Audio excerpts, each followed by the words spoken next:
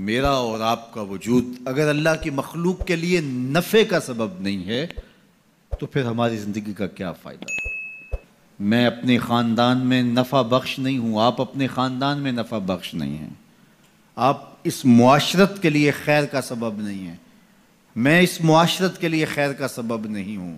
اس ملک کے لیے، اس قوم کے لیے، انسانیت کے لیے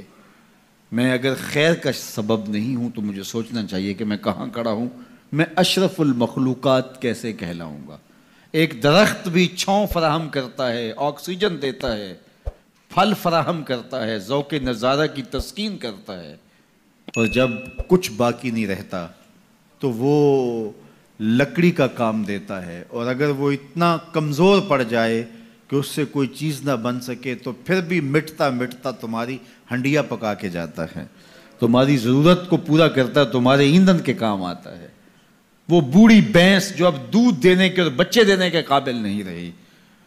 اب اس سے تم کوئی نفع نہیں لیتے، لیکن وہ جاتے جاتے رخصت ہوتے ہوتے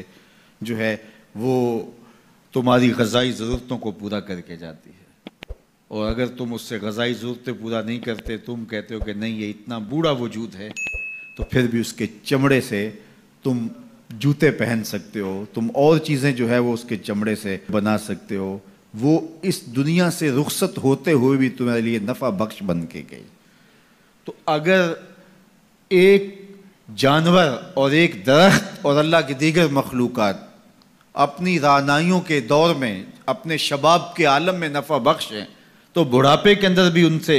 نفع حاصل ہو سکتا ہے، اور جس شخص کا نفع جوانی میں بھی نہ ہو، بڑھاپے میں بھی نہ ہو، لڑکپن میں بھی نہ ہو، سن کہولت میں بھی نہ ہو، تو پھر وہ انسان کہلائے گا۔ اولئک کالانعام بل ہم اضل، فرمایا یہ چوپایا ہے بلکہ چوپایوں سے بھی بدتر ہے۔ تو پھر وہ کیسا انسان ہے جو نافع نہیں ہے، جو نفع بخش نہیں ہے؟ خیر الناس من ینفع الناس، لوگوں میں سب سے اچھا شخص کون ہے؟ یہ سوال ہوا، سب سے اچھا شخص کون ہے لوگوں میں؟ تو جواب ارشاد فرمایا جو لوگوں کے لیے نفع بخش ہے، جس کا وجود راحت کا سبب ہے، جس کو دیکھ کے دکھ بھول جائیں، جس کو مل کے زندگی اچھی لگنے لگ جائے، جس کی چھاؤں میں بیٹھیں تو آسودگی ہو، زمانے کی کڑی دھوپ سے بچ جائیں، جس کا وجود رحمت بخش ہو، جو لوگوں کی ہدایت کا سبب ہو، جو لوگوں کے لیے خیر کا ذریعہ ہو۔ اللہ کے محبوب علیہ الصلوۃ والسلام کے ایک فرمان کا مفہوم یہ ہے کہ خیر کی چابی بن جاؤ اور شر کا تالا بن جاؤ۔ یہ زندگی میں اصول اختیار کر لو، خیر کی چابی بنو اور شر کا تالا بنو۔ تم سے خیر کے دروازے کھلیں اور تم سے شر کے دروازے بند ہوں۔ کبھی ایسا نہ بننا کہ تم شر کی چابی بنو اور خیر کا تالا بنو۔ تم جہاں رکو، جہاں ٹھہرو، جہاں سے گزرو، وہاں خیر پھیلتی چلی جائے، تمہاری مہک سے لوگوں کے مشام ہستی معطر ہو، لوگوں کے دلوں میں، آنگن میں بہاریں آئیں کہ یہ شخص آیا ہے، گزرا ہے۔ تم ایک تازہ ہوا کی جھونکے کی طرح جہاں سے گزرو، اور تمہاری مہک سے لوگ دیر تک سرشار رہے کہ یہاں سے کوئی گزر کے گیا ہے،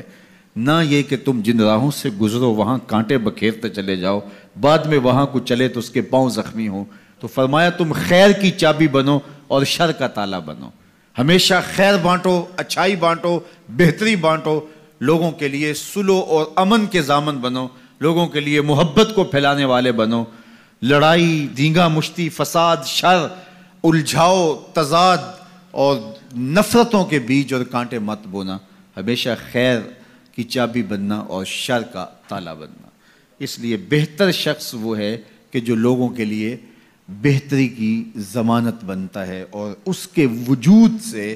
لوگ بہتری پاتے ہیں۔ سب سے بڑی انسان کی ضرورت ہدایت ہے۔